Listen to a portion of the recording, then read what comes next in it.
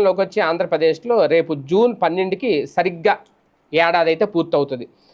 ఒక రకంగా ఈ ఏడాది తొలి ఏడాది గుర్తుండిపోయేలాగా ప్రజలకి చెయ్యాలి అంటే సూపర్ 6 హామీలకు సంబంధించి పూర్తిగా అమలు చేసేందుకైతే చంద్రబాబు నాయుడు గారు సిద్ధపడాలి. ఎందుకంటే జూన్ నెల అంటే కొత్త ఆర్థిక సంవత్సరంలో వచ్చే 3వ నెల.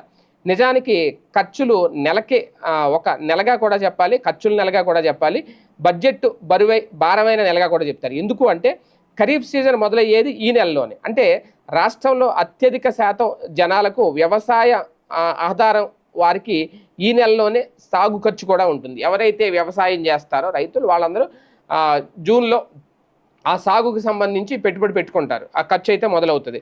అలాగే రైతులకు కూడా పెట్టుబడికి సంబంధించి భారీగా నిధులు ఇవ్వాలి. ఆ సమయంలో అప్పుల కోసం అన్ని చోట్ల తిరుగుతూ ఉంటారు. అంతేకాదు చాలా వరకు రైతులు చాలా కష్టపడతారు అప్పుల కోసం. సో ప్రభుత్వ సాయం అనేది ఎంత అందించినా